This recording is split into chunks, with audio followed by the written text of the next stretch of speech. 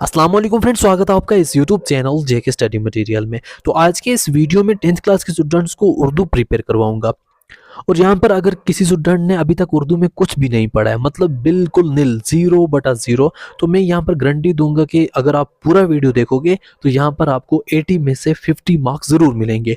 और जिन स्टूडेंट्स ने कुछ पढ़ा है, कुछ भी यहाँ पर थोड़ा बहुत ही पढ़ा है, तो वो 80 में से 80 100% लेंगे। तो इस वीडियो को अच्छे तरीके से समझना और एंड तक देखना। तो यहाँ पर मैं आपको पढ़ाऊंगा भी, सिखाऊंगा भी। जो भी चीज़ें आपकी होंगी, जैसा कि ग्रामर पोर्शन आपका 15 मार्क्स का है, और बाकी जो भी चीज़ें हैं वो सब मैं आपको इतने सिंपल तरीके से सिखाऊंगा कि आप इजीली अपने एग्जाम में कर पाओगे। देखो, कुछ भी हो जाए, आपका जो पहला सेक्शन है उर्दू में, वो यहाँ पर आपको एक पैराग्राफ होगा, ऐसे आपको दिया जाएगा, जिसमें से फिर आपको एट द एंड आंसर निकालने हैं। तो यहाँ पर कोई भी ऐसा बंदा नहीं होगा जो यहाँ से ना कर पाए। जब मैं आपको सिखाऊंगा, आप इजली ये वाले 5 मार्क्स कर पाओगे अगर अभी तक आपने कुछ भी नहीं पढ़ा है। तो उसके लिए आपने क्या करना है, जैसा कि यहाँ पर पूरा पैराग्राफ पढ़ना है, फिर आंसर देना है। अगर आप पहले यहाँ पर क्वेश्चन देखोगे, फिर भी पैराग्राफ पढ़ सकते हो। हामिद डैश डैश कहानी का किरदार है। तो हामिद किस कहानी का किरदार है, हम यहाँ पर देखेंगे। कहाँ पर हामिद की बारी आती है, यहाँ पर प्रेमचंद की एक कहानी है जिसका नाम ईदगाह है, उसके बारे में यहाँ पर बताया गया है। दूसरी तरफ हामिद जो है वो यहाँ पर इस कहानी में कहीं आज़ादाना तौर पर फैसले ले सकता है, मतलब वो इस कहानी में है। कौन सी कहानी में है, वो है यहाँ पर ईदगाह। तो पहले आप यहाँ पर लिख सकते हैं हामिद जो है ईदगाह कहानी का किरदार है, 1 मार्क्स यहाँ से। अब यहाँ पर ईदगाह कहानी डैश डैश की तहलीक है, तो ईदगाह कहानी किसकी है, किसने लिखी है, तो आप यहाँ पर सिंपली निकाल सकते हैं, ये लिखा हुआ है प्रेमचंद की कहानी है, यहाँ पर इसका मेंशन है। तो 2 मार्क्स आपके यहाँ पर हो गए। अब ऐसे ही आप तीसरे पे आओगे, हामिद अपनी दादी के लिए डैश डैश खरीदता है। तो ऐसे ही आपको, मैं ये नहीं बोलूँगा कि आपको यही क्वेश्चन आएगा, क्वेश्चन आपको ऐसे ही आएगा, यहीं पे आपने निकालना है। हामिद जो है वो चिमटा खरीदता है अपनी दादी के लिए, यहाँ पर भी इसका भी हो गया। तो इसमें है, इस कहानी में एक बच्चे की अपनी दादी की ताईन डैश डैश उभर कर सामने आता है। तो इस कहानी में एक बच्चे की, तो यहाँ पर आप देख सकते हो, और आप देख सकते हैं एक बच्चे की अपनी दादी की ताईन एहसास होना जो है वो यहाँ पर मेंशन है। तो एहसास होना इसका आंसर आ जाएगा। तो यहाँ पर आप लिख सकते हैं एहसास। एंड जो लास्ट पे है, इत्फाल अदब में बच्चे की डैश डैश का उभरना ज़रूरी है। तो यहाँ पर अगर आप देखें, इत्फाल अदब में बच्चे की आज़ादाना शक्ल का उभरना, आज़ादाना शक्ल जो है वो इसमें आ जाएगा। तो आज़ादाना शक्ल जैसे ही हम यहाँ पर डालेंगे, वहाँ से निकाल के, तो ये वाला भी हो गया। तो पहले 5 मार्क्स हमें यहाँ पर मिल चुके हैं। अभी तक कुछ नहीं पढ़ा था, यहाँ से सीखा, यहाँ पर 5 मार्क्स डाल दिए। ऐसे सेकंड क्वेश्चन पे आप आओगे, यहाँ पर क्या है, दर्जा झेल शेरी जुज को गौर से पढ़ो। तो यहाँ पर एक शेर आपको आएगा किसी भी गज़ल से, तो या फिर किसी भी नज़म से, उसको पढ़ना है। जैसे यहाँ पर इसका एंड हो जाएगा, फिर यहाँ पर नीचे आंसर देना है। तो इसमें क्या पूछा गया, इस नज़म में से आप यहाँ पर देखो इफलास के क्या माने हैं। इफलास देखो, मुफलसी जो है वो इफलास से आया है, थोड़ा मैच करता है। तो इफलास के माने यहाँ पर मुफलसी है। तो जो मुफलसी नज़म है वहीं से ये वाला पोर्शन दिया गया है। अब यहाँ पर नेक्स्ट क्वेश्चन क्या है, मुफलसी की शक्ल कैसी बनती है। अब कैसी शक्ल होती है, मुफलस जो है ना, उसकी शक्ल कैसे बनती है। अब यहाँ पर हम देखेंगे, ये वाला लिखा है, शक्ल कैदियों की बनाती है मुफलसी। कैसी बनाती है मुफलसी, कैदियों की। तो यहाँ पर हम लिखेंगे कैदियों की। 2 यहाँ से भी हो गए। तीसरा क्वेश्चन है यहाँ पर, ये अशार किस शायर के हैं। तो जैसा कि हम यहाँ पर इजीली देख सकते हैं कि किस नज़म से दिए गए हैं, वो है मुफलस। मुफलसी के बारे में बात है, मुफलसी से। तो यहाँ पर मुफलसी जो है वो किसने लिखी है, ये थोड़ा पता होना चाहिए। अब यहाँ पर थोड़ा मैं आपको देता हूँ आपके लिए थोड़ा बहुत होमवर्क ये है कि आपने ये सब देखनी है, जितनी भी आपकी नज़म्स हैं या जो चीज़ भी है, वो आपने देखनी किसने कौन सी नज़म लिखी है। आप 5 मिनट वहाँ पर दो, आपको ये जब पता चल जाएगा कौन सी नज़म किसने लिखी है, तो यहाँ पर आप इसका आंसर इजीली देख पाओगे। और यहाँ पर जो इसका आंसर है वो नज़ीर अकबर आबादी आता है। तो ये जो इशारे हैं, ये जो नज़म मुफलसी है वो नज़ीर अकबर आबादी की है। तो फिर आपका नेक्स्ट आ जाएगा, मुफलस को किन किन जानवरों से तशबीह दी जाती है। मुफलिस को किन जानवरों से तशबीह दी जाती है। अब यहाँ पर जब हम आएंगे, हमने तो कुछ पढ़ा ही नहीं है, हमने सिंपली ये याद किया कि कौन सी नज़म किसने लिखी है। अब यहाँ पर देखो किससे दी गई है, यहाँ पर दी गई है गधा बेल, गधे और बेल से यहाँ पर इसको दिया कि कोई भी गधा कहे उससे ठहरा दे कोई बेल। तो यहाँ पर गधा और बेल से यहाँ पर इसको तशबीह दी है। तो हम यहाँ पर आएंगे, गधा और बेल ढूंढेंगे, यहाँ पर हमें मिल जाएगा गधा और बेल। तो हमें ये आंसर भी यहाँ पर मिल गया है। अब लास्ट में आएंगे, लास्ट इसका आंसर क्या है, मुफलस के चेहरे की सूरत कैसी होती है। अब ढूंढेंगे मुफलिस के चेहरे की सूरत कैसी होती है, जैसी हुई ऊपर वैसे ही हम नीचे लिखेंगे। अब जब हम ढूंढेंगे इसको मुफलिस के, अब यहाँ पर देखो ये लिखा है मुंह खुश्क दांत जर्द बदन पर जमा है मैल, मुंह खुश्क दांत जर्द। अब देखेंगे यहाँ पर ऐसा कोई है, मुंह खुश्क दांत जर्द। अब जैसे ही हम यहाँ पर नीचे आए, यहाँ यहाँ पर, तो मुंह खुश्क और दांत जर्द ये वाला है, मुंह खुश्क दांत जर्द, तो ये वाला भी यहाँ पर मिल गया। तो पहले दो क्वेश्चन यहाँ पर हल बिना स्टडी के मिल गए हैं यहाँ पर 10 मार्क्स। तो ये 10 मार्क्स आपको इजीली मिल चुके हैं और इजीली मिल जाएंगे। फिर आपने क्या करना है, एक और यहाँ पर पढ़नी है पैसेज, तो वहां से आपको 5 मार्क्स और मिलेंगे। तो जब यहाँ पर पूरी पढ़ने की जरूरत नहीं है, पहले ही आपने क्या करना है, जब नीचे आओगे तो यहाँ पर आप देखोगे किसके बारे में डिस्कस किया गया, वही हम ऊपर आंसर निकालेंगे। किसको मशीन से भी ज्यादा पेचीदा कहा गया है। अब ये वाला क्वेश्चन हमने दिमाग में डाला कि किसको भी मशीन से ज्यादा पेचीदा मतलब बताया गया है। तो यहाँ पर लिखा है इंसानी जिस्म, तो यहाँ पर इंसानी जिस्म को यहाँ पर मशीन से ज़्यादा पेचीदा बनाया गया है। तो यहाँ पर हम लिख सकते हैं इंसानी जिस्म, इसका आंसर आता है। सेकंड यहाँ पर, तो आंसर का ही यहाँ से स्टार्ट है, इंसानी जिस्म को मशीन के मुकाबले किसकी ज़रूरत कम पड़ती है। अब इंसानी जिस्म को मशीन के मुकाबले, तो इंसानी जिस्म को किस चीज़ की कम ज़रूरत पड़ती है वो हम पहले ऊपर देखेंगे तभी हमें पता चलेगा। इससे मशीन के मुकाबले रोज़ाना देखभाल, तो रोज़ाना देखभाल की कम ज़रूरत पड़ती है। तो हम यहाँ पर आंसर दे सकते हैं रोज़ाना देखभाल की कम ज़रूरत पड़ती है। फिर मशीन के बरक्स इंसानी जिस्म अपने आप को किसके मुताबिक ढाल सकता है। तो अब यहाँ पर हम इसका आंसर निकालेंगे है वो यहाँ पर देख सकते जो इंसानी जिस्म की तरह मुख्तलिफ हालात के मुताबिक, तो मुख्तलिफ हालात के मुताबिक अपने आप को ढाल सकता है। तो यहाँ पर इसका जो आंसर आएगा मुख्तलिफ हालात आएगा। तो ये वाला जो है इसका मुख्तलिफ हालात आएगा। इंसानी जिस्म में पानी की शरह कितनी है, क्या है, तो ये आंसर यहाँ पर है 70% है, हम यहाँ पर लिखेंगे 70%। फिर लास्ट जो है यहाँ पर इंसान के जिस्म में कितनी हड्डियाँ होती हैं, तो वो भी यहाँ पर मेंशन, अगर आपको नहीं भी पता वो भी आपको यहाँ से मिल जाएगा। 206 हड्डियाँ होती हैं, 206 बोन्स होते हैं। तो यहाँ पर आपके 15 मार्क्स कंप्लीट हो चुके हैं।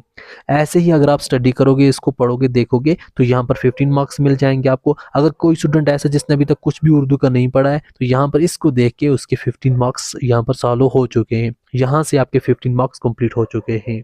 कोई स्टूडेंट मुझे मैसेज कर रहे थे कि सर हमें तो यहाँ पर उर्दू में टेक्सचुअल क्वेश्चंस पढ़ें, कितने इंपॉर्टेंट हैं, कितने क्वेश्चंस पढ़ें। अरे आप टेक्सचुअल क्वेश्चंस क्यों पढ़ रहे हो, पूरे टेक्सचुअल क्वेश्चन पूरे टेक्स्ट पढ़ोगे। और वो बोल रहे हैं हमें, कुछ यहाँ पर लोग रिकमेंड कर रहे हैं, कोई सर रिकमेंड कर रहा है कि आप टेक्सचुअल क्वेश्चन पढ़ो। अरे टेक्सचुअल क्वेश्चन पढ़ने से आपको ज़्यादा से ज़्यादा 10 मार्क्स मिलेंगे, वो 10 मार्क्स आप ऐसे ही कर पाओगे, उसकी नीड नहीं है। जो चीज़ें मैं सिखा रहा हूँ उसके हिसाब से कवर करो। फिर आपको यहाँ पर क्या आता है, आपके 15 मार्क्स कंप्लीट हो चुके हैं। अब हम यहाँ पर पहुँच गए ग्रामर पर। अब ग्रामर में क्या चीज़ें आएंगी वो हम देखेंगे। देखो ग्रामर में क्या आएगा, आपको पहला है दर्जा झेल अल्फाज को जुमलों में इस तरह इस्तेमाल कीजिए कि इनकी तज़कीर व तानीस वाज़िया हो जाए। तो यहाँ पर आपको जैसा कि दिए गए हैं कुछ चीज़ें, ये 3 चीज़ें दी गई हैं, 3 वर्ड दिए गए हैं, इसको आपने जुमलों में इस्तेमाल करना है। और जुमलों में इस तरह इस्तेमाल करना या ताकि ये पता चल सके ये मोनस है या मुज़क्कर है, चांद मोनस है या मुज़क्कर है, ऐसे हमने इस्तेमाल करना है। तो आपके लिए बना के रखा है ग्रामर का पोर्शन, वो देखते हैं। तो यहाँ पर आप जुमले देख सकते हो, जैसा कि पहला जुमला यहाँ पर था ईद, तो ईद को ऐसे यहाँ पर जुमले में बनाना है ताकि पता चले ये मोनस है या मुज़क्कर है। हम यहाँ पर देखते हैं ईद का चांद नजर आ गया है, तो यहाँ पर क्या है, ईद का चांद नजर आ गया है। तो ये यहाँ पर मुज़क्कर मैंने लिखा, आप बोलोगे मुज़क्कर कैसे है, तो चांद नजर आ गया, तो यहाँ पर लिखा आ गया है तो मुज़क्कर हुआ। अगर हम ये लिखते ईद का चांद नजर आ गई है तो मोनस बन जाती। तो आ गई है तो बोल नहीं सकते, हम बोलते हैं ईद का चांद नजर आ गया है, तो ये बन गया मुज़क्कर। कोई भी आपको वर्ड आएगा उसको जुमले में ऐसे इस्तेमाल करना है ताकि आपको ये पता चल सके ये मोनस है या मुज़क्कर है। जैसे ईद का चांद नजर आ गया है, आ गया से मुज़क्कर बन गया। ऐसे अगर आप पानी देखो तो पानी मोनस है या मुज़क्कर है, तो यहाँ पर देखो यहाँ का पानी बहुत गंदा है। आपने कभी सुना कि यहाँ का पानी बहुत गंदी है, तो ये हमेशा वर्ड ऐसे बनता है, यहाँ का पानी बहुत गंदा है, तो ये मुज़क्कर बना। अगर यहाँ पर ऐसे हमें होता अब यहाँ का पानी बहुत गंदी है तो हम बोलते मोनस है, मगर ऐसा बनता ही नहीं है, यहाँ पर बनता है यहाँ का पानी बहुत गंदा है तो मुज़क्कर आ जाता है। फिर हमारे पास नेक्स्ट आता है शरबत। ये शरबत मैंने रखी है, ये शरबत मीठी है, कुछ भी आप बोल सकते हो। जैसा कि मैंने रखा, ये शरबत मैंने रखी है तो मोनस हुआ। अगर ये हम बोलते ये शरबत मैंने रखा है तो मुज़क्कर बन जाता, मगर ऐसा बनता ही नहीं है। यहाँ पर आता है ये शरबत मैंने रखी है तो मोनस बन गया। यहाँ से आपके 3 मार्क्स कंप्लीट हो चुके हैं सिर्फ इस तरीके से जुमलों में इस्तेमाल करने के बाद। अब नेक्स्ट यहाँ पर आता है दर्जा झेल अल्फाज को जुमलों में इस्तेमाल कीजिए ताकि वाहिद या जमा वाज़ह हो सके। तो वाहिद जमा वाज़ह करने के लिए हमने इसको यहाँ पर बताना है कि ये कौन सा वाहिद है कौन सा जमा, साथ में जुमलों में इस्तेमाल करना है। तो यहाँ पर आप देखें, इतना तो आपको भी पता होगा, तस्वीर सिंपल जो होता है वाहिद उसको हम लिखते हैं तस्वीर। एक को बोलते हैं तस्वीर, जमा को बोलते हैं तस्वीर, जमा और जमा को बोलते हैं तस्वीरें। तो इसकी 3 यहाँ पर पार्ट बनते हैं। तो तस्वीर तो जमा ही होता है। अब हम इसको देखेंगे कि क्या बनेगा। इनमें से कुछ ही तस्वीर को पसंद किया गया।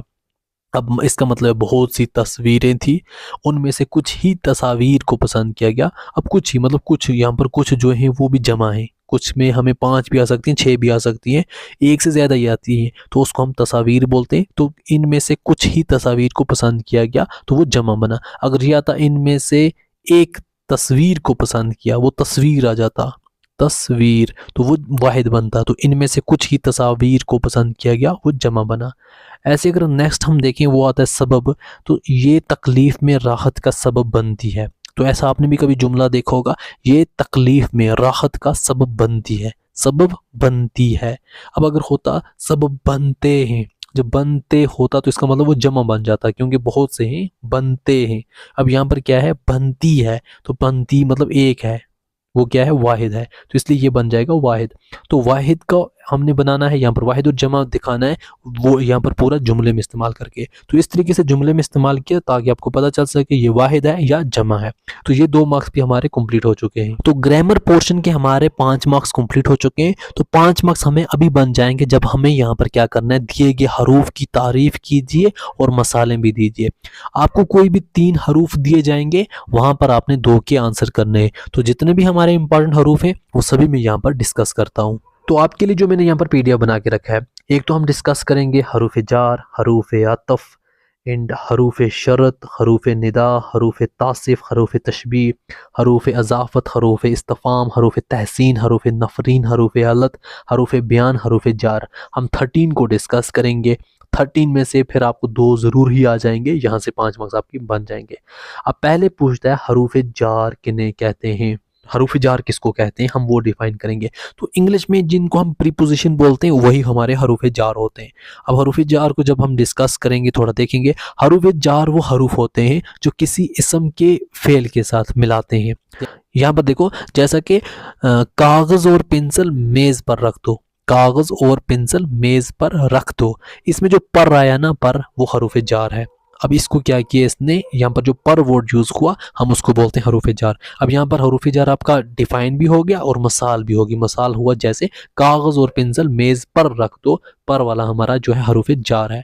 अब हरूफ जार जो हमारे हैं, जैसा कि उर्दू में बहुत से जो फेमस हरूफ जार हैं वो आ जाते हैं, का, के, की, को, तक, पर, से, तलक, ऊपर नीचे, ये, दरमियान, साथ, अंदर, बाहर, ये सब हमारे हरूफ जार आते हैं।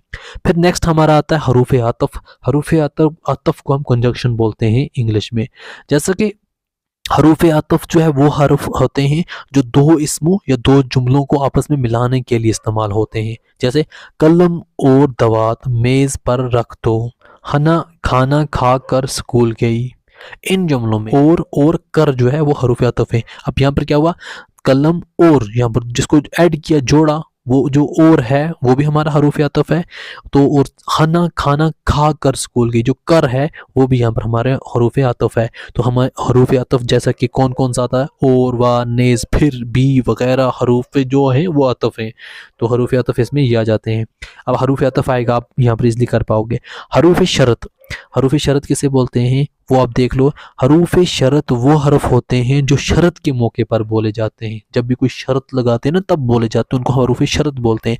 मसलन अगर वो तेज चलता तो वक्त पर पहुंच जाता। अब क्वेश्चन क्या है, अगर वो तेज चलता तो वक्त पर पहुंच जाता। इस जुमले में अगर जो वर्ड है वो हमें हरूफ शरत है। जैसा कि हम क्रिकेट में बोलते हैं कि वो प्लेयर अगर जो है इस बॉल को उस तरह खेलता तो वो आउट ना होता। तो हम इस तरीके से जो है अगर वाला वर्ड यूज़ करते हैं तो वो हरूफ शरत हुआ।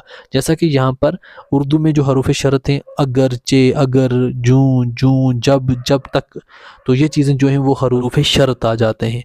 फिर हमारा हरूफ नदा है। हरूफ नदा ऐसे हरूफ जो किसी इस्म को पुकारने के लिए इस्तेमाल हों, हरूफ नदा कहलाते हैं। जैसे अरे भाई, अब यहाँ पर हमने बोला अरे भाई, जब तक मेहनत नहीं करोगे कामयाब नहीं हो सकोगे। इस जुमले में अरे जो है वो हरूफ नदा है। हरफ नदा हम उसको बोलते हैं जो क्या हो, किसी को पुकारने के लिए हो। अरे भाई, अब यहाँ पर नीचे कुछ एग्जांपल्स हैं आपके लिए। अरे, अबे, ओ, ऐसे वर्ड जब आप यूज़ करोगे वो हमें आ जाएंगे। फिर हरूफ तासफ। हरूफ तासफ किन को बोलते हैं? हरूफ तासफ वो हरूफ होते हैं जो अफसोस और तासफ के मौके पर बोले जाते हैं। मसलन अफसोस, इंसान गफलत की शिकार हो गया है। मसलन अफसोस, इंसान गफलत की शिकार हो गया है। इस जुमले में अफसोस जो है वो हरूफ जो है तासिफ है। अब यहाँ पर जैसा हम बोलते हैं अफसोस, सदा अफसोस, हाय हाय हाय, वाय, उफ, तो ये वर्ड जो है वो हरूफ तासिफ आ जाते हैं। अगर आप देखोगे ना मैं किस टाइम आपके लिए वीडियो बना रहा हूँ, थोड़ा ये टच करता हूँ स्क्रीन पे, ये टाइम देख रहे हो 12:22, ये रात के 12:22 हुए हैं। तो इस टाइम आपके लिए वीडियो बना रहा हूँ मैं आपके लिए, ताकि आपका जो एग्ज़ाम है वो अच्छे से गुजरे। तो हरूफ तशबीह ऐसे हरूफ हैं जो एक चीज़ को दूसरी चीज़ की मानद मतलब करार देने के लिए इस्तेमाल होते हो। हरूफ तशबीह हम उन वर्ड्स को कहते हैं जो एक जो है दूसरी चीज़ की मानद ठहराने को कहे। जैसा कि हम तशबीह कहलाते हैं, उसके दांत चांदी की तरह हैं, अरे उसके दांत मोती की तरह हैं। तो यहाँ पर जो हम इसकी मानद ठहराते हैं ना किसी चीज़ को, तो हम उसको हरूफ तशबीह बोलते हैं। तो अगर आपको कोई भी यहाँ पर किसी की तशबीह करोगे तो उसमें आपको यही आ जाएंगे। हरूफ अज़ाफ़त वो हरूफ होते हैं जो सिर्फ इस्मों के बाहमी ताल्लुक़ या लगाव को ज़ाहिर करते हैं। तो आप इसको इतना ही लिख सकते हो, ज़्यादा आपको यहाँ पर लिखने की ज़रूरत नहीं है। जैसा कि बाग के फूल वगैरह, इन जुमलों में का, की, के हरूफ जो अज़ाफ़त होते हैं। जैसे कि बाग के फूल, के वाला जो वर्ड है ना वो हरूफ अज़ाफ़त बनता है। हरूफ इस्तफ़हाम। हरूफ इस्तफ़हाम उन हरूफ को कहते हैं जो कुछ पूछने या सवाल करने के मौके पर बोले जाते हैं। नोट ऑफ इंटरोगेशन, जैसा कि हामिद तुम कब बाजार जाओगे, ऐसा तुम्हारा नाम क्या है, मतलब ऐसे जब भी हम क्वेश्चंस मार्क वाले क्वेश्चन पूछते हैं तो उसमें ये लगता है। जैसा कि क्या, कब, जो एंड पर आता है ना, क्या, कब, कैसे, ये सब लगते हैं। हरूफ तहसीन। हरूफ तहसीन वो हरूफ होते हैं जो किसी चीज़ की तारीफ के मौके पर बोले जाते हैं। जैसे सुबहान अल्लाह, कितना प्यारा मौसम है। इस जुमले में सुबहान अल्लाह हरूफ तहसीन है। फिर आता है हरूफ नफरीन। हरूफ नफरीन ऐसे हरूफ होते हैं जो नफरत पर मलामत के लिए बोले जाते हैं। जैसे कि झूठों पर अल्लाह की हज़ार लानत, इस जुमले में हज़ार लानत हरूफ नफरीन है। फिर उर्दू के हरूफ नफरीन में लानत आता है, हज़ार लानत, फटकार पहुंची, तो ऐसे ऐसे वर्ड जो हैं वो इसमें से। हरूफ इल्लत। हरूफ इल्लत हम किसको बोलते हैं? ये हरूफ हैं जो किसी वजह या सबब को जाहिर करें, जैसा क्योंकि, इसलिए, तो ये जो भी चीज़ें हैं वो हरूफ इल्लत आ जाती हैं। हरूफ बयान। हरूफ बयान ऐसे हरूफ जो किसी वजाहत के लिए इस्तेमाल किए जाएं, हरूफ बयान कहलाते हैं। जैसे उस्ताद ने शागिर्द से कहा कि सबक पढ़ो, के सबक पढ़ो, इस जुमले में के जो वर्ड यूज हुआ है हरूफ बयान है, जिसके थ्रू बयान किया गया, के यहाँ पर लगाकर। अब यहाँ पर देखो आपको दो के आंसर करने, मैंने हरूफ तासफ भी बताया, हरूफ शरत भी बताया, आपको हरूफ नदा, ऐसे ऐसे करके मैंने आपको तो 13+ बता दिए। तो ये इसलिए मैंने इस पर फोकस किया क्योंकि ये 5 मार्क्स का है। 5 मार्क्स छोटी चीज़ नहीं होती। ये पूरे हरूफ मैंने आपको सिखा लिए, अब यहाँ पर आप इजीली कर पाओगे, इनमें से कोई भी हरूफ आपको आ जाएगा। अब हदायत के मुताबिक जवाब लिखिए। देखो यहाँ पर अब हम जैसे चूहा भाग रहा है, अब इसके लिए हमें जो ऑप्शन दिए हैं, अब इसमें से कुछ भी आंसर हो सकता है, इसलिए हमने ऑप्शंस को सीखना है कि ऑप्शन में जो जो ग्रामर है वो हम सीखेंगे क्या होता है। तो मैं आपको यहाँ पर एक बात बताता हूँ कि जब भी कोई काम होता है ना, काम काम को हम यहाँ पर फेल बोलते हैं। काम जो हमारा है उसको हम फेल बोलते हैं। काम करने वाले को फाइल बोलते हैं। जो बंदा काम करता है उसको हम फाइल बोलते हैं। जिस पर काम किया जाता है उसको मफऊल बोलते हैं। मफऊल। तो यहाँ पर मैं आपको एग्जांपल दूंगा साथ में, क्या बनेगा क्या नहीं बनेगा वो देख लेना। देखो यहाँ पर मैं आपको बोलता हूँ चूहा, या मैं आपको एग्जांपल देता हूँ आपको, चूहे ने, यहाँ पर हम बोलेंगे चूहे ने बिल्ली को खाया। चूहे ने बिल्ली को खाया। तो अब खाया जो है वो हुआ ईटिंग, खाया, मैंने बोला चूहे ने बिल्ली को खाया। अब खाया ईटिंग हुआ, वो हुआ काम, काम को हम बोलते हैं फेल, तो खाया हुआ फेल। चूहे ने खाया, चूहा जो है खुद खाने वाला है, वो हुआ फाइल। अब खाया किसको? बिल्ली को। इस पर काम हुआ तो बिल्ली हुई मफूल, मतलब बिल्ली पर जुल्म हुआ तो वो हुई मफूल। तो ऐसे ही यहाँ पर हमें क्या है, चूहा भाग रहा है, चूहा जो है चूहा वो भाग रहा है, वो कुछ काम कर रहा है, तो वो हुआ फाइल। इसमें फाइल, क्योंकि चूहा काम कर रहा है, वो फाइल। काम क्या कर रहा है, भाग रहा है। अगर हम हमें पूछता भाग क्या है, तो हम भाग बोलते, भाग जो है वो फेल है, भाग क्या है, फेल है। मगर वो चूहा भाग रहा है तो चूहा जो है वो फाइल है, क्योंकि चूहा खुद काम कर रहा है। काम करने वाले को यहाँ पर हम फाइल बोलते हैं। जिस पर काम किया जाए उसको मफूल बोलते हैं। सिफत बोलते हैं हम, सिफत उसको बोलते हैं जब तारीफ की जाए, किसी भी इंसान की तारीफ की जाए उसको सिफत बोलते हैं। फेल हुआ काम, जो काम हो रहा है। काम यहाँ पर क्या हुआ, जो हमने बोला चूहा दौड़ रहा है, तो जो जहाँ पर चूहा जो है भाग रहा है, तो भागना हुआ काम, कि वो भाग रहा है, काम कर, वो हुआ फेल। अब कर कौन रहा है, चूहा, तो वो हुआ इसमें फाइल, जो करने वाला होता है फाइल। अब जो चीज कर रहा है तो वो अब यहाँ पर नहीं किया, कि जैसे मैंने आपको एग्जांपल दी थी, चूहे ने बिल्ली को खाया, तो बिल्ली को खाया तो वो बिल्ली यहाँ पर मफूल बनती, तो इसलिए यहाँ पर आपको इस तरीके से समझना पड़ेगा। फिर यहाँ पर आसमान जो है वो नीला है। अब आसमान की तारीफ की गई, आसमान नीला है, तो तारीफ को हम सिफत बोलते हैं। बाकी आपको वही सेम है जैसे हमने ऑलरेडी डिस्क्राइब किया था। इस जुमले में गोल क्या है, जमीन गोल है। इसने क्या बोला, जमीन गोल है। अब जमीन की तारीफ की गई कि जमीन गोल है, तो वो सिफत हुई, क्योंकि एक किस्म की तारीफ हुई। जमीन खराब है, जमीन बकवास है, तो वो इसमें आ जाता है। अब यहाँ पर देखो, माजिद ने खत लिखा। अब इसमें खत क्या है, माजिद ने खत लिखा। अब जो लिखा होता है, लिखा हुआ राइटिंग, अगर लिखा पूछता है कि लिखा क्या है, हम बोलते लिखा फेल है, क्योंकि लिखा हुआ राइटिंग, मगर लिखा नहीं पूछा। अगर पूछा होता यहाँ पर माजिद कौन है, माजिद जो है वो फाइल है, क्योंकि काम करने वाला माजिद है, माजिद को हम फाइल बोलते। अब यहाँ पर क्या पूछा है, माजिद ने खत लिखा, खत क्या है।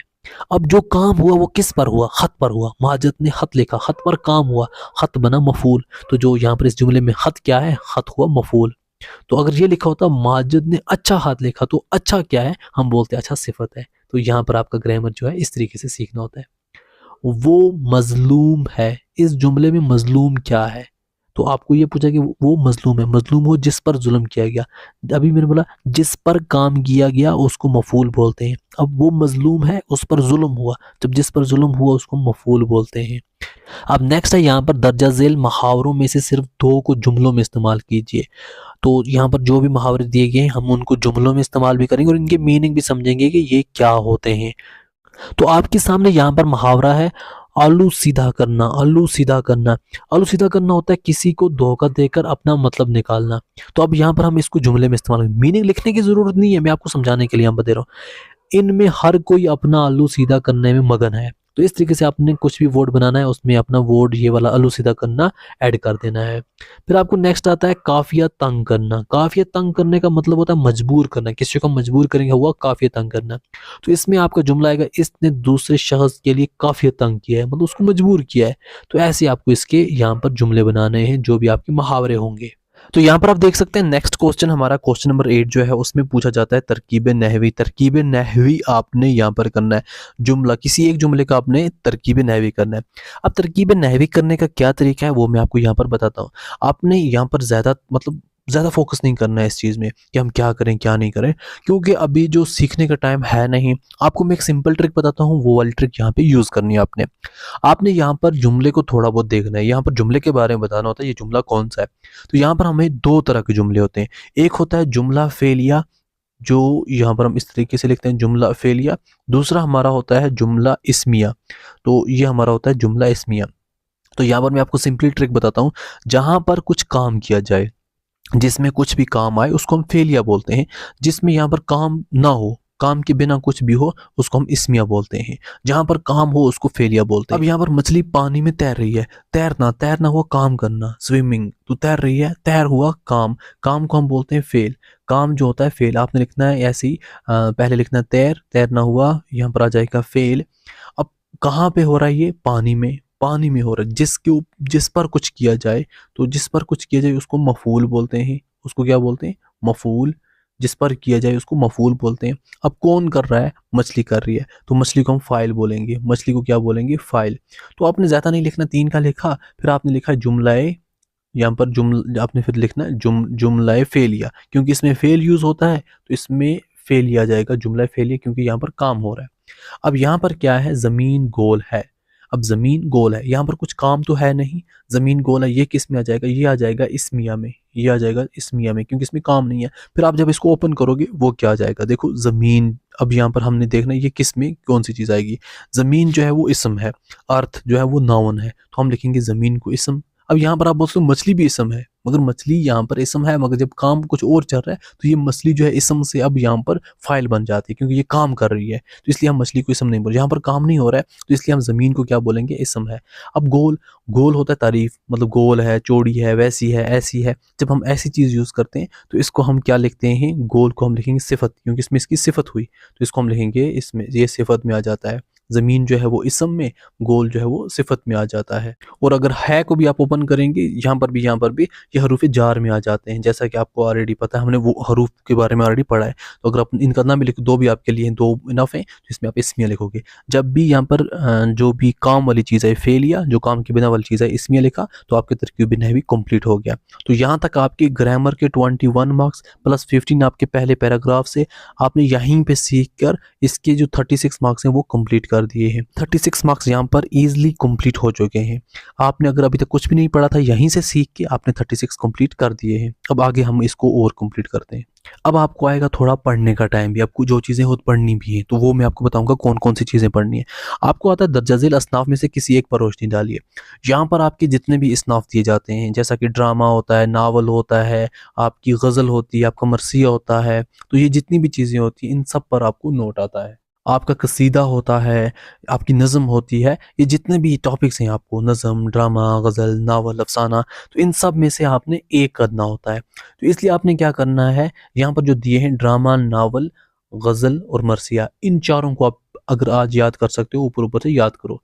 इन चारों को आप याद कर लो, थोड़ा दिमाग में डाल दो, इससे ऊपर नहीं याद करना, यही चार। देखो अब क्या होगा, क्या पता नेक्स्ट जब आपका क्वेश्चन हो उसमें आपको ड्रामा हो, साथ में जो बाकी 3 दिए जाएँ वो कुछ और हों, तो वो आपने नहीं पढ़े कोई मसला नहीं है, मगर इनमें से आपको कोई ना कोई वापस एक ज़रूर आएगा।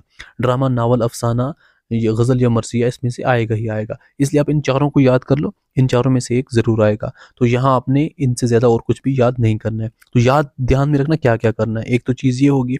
सेकंडली आपको दर्जा ज़ेल असबाक में से एक खलासा लिखिए। जो आपके टेक्सचुअल होते हैं ना पहले, जैसा कि आपके यहाँ पर मतलब जो भी टेक्सचुअल हैं, जैसा कि आपको दास्तान, नावल एंड अफ़साना, जो हाका या इंशिया, यहाँ पर जो चीज़ें हैं, मकाला, तो उनमें जो भी आपके चैप्टर्स हैं वो आपने उनमें से याद करने सिर्फ। जैसा कि यहाँ पर आप देख भी सकते हो, आपका शेर, चौथे दरवेश और मिजाजदार लुट गई, इबरत, आसमान, फूल और लहू, तो हाली, खुशामद, तो इकबाल और इंसानियत, बोर के मतलब बोर के लड्डू। तो ये जो भी आपके हैं इनमें से आपको आता है कि आप क्या करो, खलासा लिखो। अब खलासे के लिए भी आप काम में करो, इन्हीं 3 को याद करो, इबरत, आसमान, फूल और लहू और मिजाजदार लुट की, इनमें से एक आपको नेक्स्ट में ज़रूर आएगा। तो इन्हीं 3 को याद करो, एक न एक आपको एग्ज़ाम में ज़रूर आ जाएगा। तो खलासा आपने इनमें से लिखना होता है, आपने नज़म या बाकी चीज़ों में नहीं याद होता है। अब आपको आएगी तशरीह। तशरीह के लिए आपने क्या करना है, आपको तशरीह के लिए सिंपल ट्रिक यूज़ करनी है। आपने थोड़ा देखना है कि गज़ल के एंड कहाँ से आते हैं। आपने यहाँ पर देखना है ये जो एंड है, हरमान, कैसे-कैसे, तो ये चीज़ें किस गज़ल की हैं, मतलब इसको लिखने वाला कौन है। आपके पास जितने भी लिखने वाले हैं सबका थोड़ा एंड याद रखना है कि ये किसने लिखी है। जहाँ-जहाँ से आपको ये याद होगा ये किसने लिखी है, आप सिंपली यहाँ पर इसको फिर ओपन कर पाओगे। जैसा कि यहाँ पर क्या होता है, आपको 3 अशार की तशरीह करनी होती है। टोटल आपको कितने दिए जाते हैं, 1 2 3 4 5 6, जो टोटल आपको 6 दिए जाते हैं, 3 की आपने तशरीह करनी होती है। आप काम में करो, अपनी गज़ल्स में जाओ, वहाँ पर आप एंड टू एंड पॉइंट होते हैं ना, जैसे जहाँ से आपको ये पता चल सके ये कहाँ से गज़ल है, वो आपके पास जितनी भी गज़ल उनमें से हाफ़ की, सबकी नहीं, उनमें से हाफ़ की गज़ल्स की ये देख लो एंड कैसे, देखो कैसे-कैसे किसकी गज़ल है। जब आपको ये पता चल जाएगा कैसे-कैसे किसकी गज़ल है, आप यहाँ पर लिखोगे ये अशार जो है वो, मतलब आप किसी भी शायर का नाम यहाँ पर लिख सकते हो कि गालिब, एग्ज़ाम्पल के तौर पे ये अशार गालिब की यहाँ पर गज़ल से लिए गए हैं, जिसमें गालिब जो है वो फरमाते हैं या लिखते हैं। तो ऐसी इसी को थोड़ा ओपन करके लिखोगे, वो भी आपके लिए नफ़ा है कि गम व जो गुस्सा है वो ठीक नहीं है। तो ऐसे-ऐसे कुछ भी लिखो, फिर ओपन करो, कोई मसला नहीं है। आपके हाफ़ मार्क्स वहीं पे मतलब मिल जाएँगे जब आप ये लिखोगे कि ये जो इशारे हैं वो किसने लिखे हैं, किसकी गज़ल से लिए गए। ऐसे आप इशारे के लिए यूज़ करो ट्रिक, तो आपकी तशरीह भी है कंप्लीट हो जाएगी। आपके आते हैं सवालात और जवाबात। सवालात और जवाबात, तो यहाँ से आपका काम बनना स्टार्ट हो जाएगा। तो जैसा कि मैंने आपको अभी बोला था, आपने अगर जो भी आपकी खलासे थे वो अगर आपने स्टडी किए, आपने खलासे जैसे पढ़े, खलासे से आपको ये पता चल जाएगा ये चीज़ें क्या हैं। जब आपने खलासा पढ़ा होगा आपको ये पता चल जाएगा मलिक सादिक कौन था और शहज़ादे के साथ उसका क्या रिश्ता था। जब आपने खलास क्योंकि आपको 2 के जवाब देने होते हैं। आप अगर ये जैसे खलासे उनकी पढ़ोगे जो मैंने आपको चैप्टर दिए, तो वहाँ पर आप जाके उन चैप्टर्स को पढ़ोगे, आपको यहाँ पर इनके आंसर्स दे पाओगे। तो फिर आपको नेक्स्ट क्वेश्चन आएगा, जो आपकी यहाँ पर नज़म होती है, जो आपका यहाँ पर लास्ट में जो चीज़ें हैं, रबाई होती है, तो उनमें से और या फिर आप लास्ट वाला भी रख सकते हो, आपका कित्ता जो होता है। तो इनके जो भी आपके चैप्टर्स हैं, वहाँ के खलासे थोड़ा-थोड़ा देख के रखना, वहाँ से आपको क्वेश्चन पूछे जाएँगे। तो वहाँ से भी आप देख सकते हो आपको कितने सवाल देने पड़ते हैं, 2 देने पड़ते हैं टोटल। टोटल आपको 2 के ही आंसर करने हैं यहाँ पर, 2 के करने हैं आपने नसर से, 2 के करने हैं नसर से, 2 के करने हैं शायरी से। मगर शायरी के जो आंसर हैं, वो आपको सिर्फ़ और सिर्फ़ मतलब गज़ल से नहीं पूछे जाते, बाकी आपकी जो नात है, मरसिया है, नज़्म है, कसीदा है, वहाँ से पूछे जा सकते हैं। उनके जो भी यहाँ पर आपको चैप्टर्स है, तो वहाँ पर आपको 2 के आंसर करने हैं। तो उनके लिए आप उनकी थोड़ा-थोड़ा ऊपर से समझो। तो अगर देखो, जैसा कि मैं यहाँ पर चीज़ समझ रहा हूँ, आपके ये जो चैप्टर्स हैं, जैसा कि 5 मार्क्स के हैं, ये वाले 5 के हैं आपके नसर के। नसर के आपको ईज़िली हो जाएँगे क्योंकि नसर का ऑलरेडी आपने खलासा पढ़ना है और इस पोर्शन को आपने क्या करना है, इस पोर्शन को अगर आप फ़िलहाल स्किप करोगे थोड़े टाइम के लिए, क्योंकि इसमें आपने तो मतलब जो आपकी नात है, आपका कसीदा है, मरसिया है, नज़्म है, इन सब के आप जब क्या मतलब पढ़ोगे, जब इनके खलासा पढ़ोगे, उतना टाइम आपको है नहीं। तो पूरा पढ़ के आपको सिर्फ 5 मार्क्स मिलेंगे, बाकी चीज़ें हमने तो ऑलरेडी सीख ली हैं, फिलहाल कुछ तौर पे इसको बंद करके रखो। फिर आपको शायर की हालात ज़िंदगी आती है। पहले क्या हुआ करता था 10th क्लास में, आपको डिफरेंटली आता था। जो आपकी नसर होती थी, जो आपकी सिंपल चैप्टर है, वहाँ से अलग शायर आता था। जो आपकी यहाँ पर गज़ल्स है, वहाँ से अलग शायर आता था। अब ओवरऑल आपने एक शायर के बारे में लिखना होता है। तो आपको क्या किया जाता है, यहाँ पर नोट दिया जाता है कुछ 4 अशार का, जिसमें से आपने एक के बारे में लिखना होता है। 4 में से एक के बारे में लिखना होता है। अब यहाँ पर आप क्या कर सकते हो, ये चारों के चारों इम्पोर्टेंट हैं, इन चारों को आप याद करो, एक ज़रूर आपको एग्ज़ाम में आ जाएगा। तो फिर आपका लास्ट पोर्शन है, ऑलमोस्ट आपका कंप्लीट हो गया। आपको एक आती है दरख्वास्त लिखना, एक आपको आती है आर में लेटर, जिसको हम ख़त बोलते हैं, और एक मज़मून। अब हम सिंपली यहाँ पर सीखेंगे कि आज के टाइम पे जो यहाँ पर एक दरख्वास्त है, उसका क्या पैटर्न है, उसका क्या फ़ॉर्मेट है, या फिर अगर आप लेटर लिखोगे उसका क्या फ़ॉर्मेट है, तो वहाँ से आपके 6 मार्क्स कंप्लीट हो जाएँगे। अगर आपको एग्ज़ाम में ख़त आता है, किसी के रिलेटेड ख़त आता है, आपने क्या करना है, सबसे पहले यहाँ पर अपना एड्रेस लिखना है, श्रीनगर कश्मीर। यहाँ पर आपने डेट लिखनी है। अब जिसको भेज रहे हो उसका यहाँ पर लिखना है, भाई को भेज रहे हो प्यारे भाई, प्यारी बहन, किसी को भी भेज रहे हो तो यहाँ पर वो चीज़ लिखनी है। ऊपर मेन आपका एड्रेस, यहाँ पर डेट, यहाँ पर जिसको भेज रहे हो उसको प्यार से यहाँ पर बोला। फिर यहाँ पर जो चीज़ यहाँ पर मेंशन होगी, देखो उर्दू है कोई भी लिख लेगा। जो चीज़ भी आपको ख़त में पूछी जा रही है वो आपने यहाँ पर लिखनी है। जब आप यहाँ पर एंड तक लिखोगे, जो चीज़ भी वहाँ पर बोली जा रही है वो लिखोगे। अगर आप उसके भाई हो तो तुम्हारा भाई अपना नाम लिखो, आप उसकी बहन हो तुम्हारी बहन अपना नाम लिख लो, आप उसके दोस्त हो तुम्हारा दोस्त यहाँ पर नाम लिख लो, आप उसके बेटे हो तुम्हारा बेटा अपना नाम लिख लो। तो जो चीज़ होगी वो यहाँ पर लिखनी है। पैटर्न आपका सेम रहेगा, बॉडी ऐसे फिल करनी है, तो आपका ये खत जो है वो बन जाएगा। किसी के रिलेटेड भी आपको खत आया तो वो आपने ऐसे लिखना है। अगर आपको दरख्वास्त आई, एप्लीकेशन जिसे हम बोलते हैं, तो आपने क्या करना है, तो आपका जो भी पेज होगा इस तरीके से आपने इस पोर्शन पे आके लिखना है, बेहद जनाब हेड मास्टर साहब, जो भी आपका स्कूल होगा वो लिखा।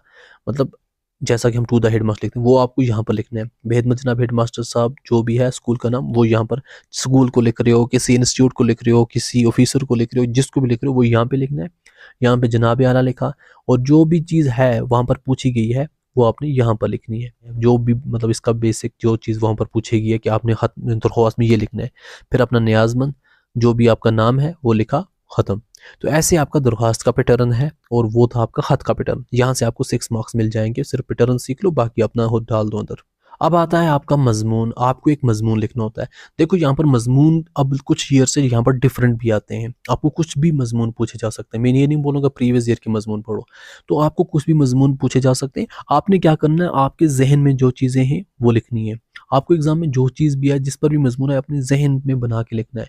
इल्म के फ़ायदे, साइंस के फ़ायदे, मोबाइल फ़ोन के फ़ायदे, खेलों की अहमियत, तो यहाँ पर कुछ भी चीज़ है खुद से लिखना है। तो यहाँ पर मैं आपको लिमिटेड कोई मतलब ऐसे मतलब इस तरीके से नहीं दूंगा, तो आपको सिंपल ये चीज़ बोल सकता हूँ, जैसा कि आपको साइंस के बारे में कोई भी आ सकता है, उसके बारे में थोड़ा आप याद करके जा सकते हो। साइंस के रिलेटेड कोई भी चीज़ आपको आ सकती है, टेक्नोलॉजी के रिलेटेड आपको आ सकती है, खेलों की अहमियत आ सकती है।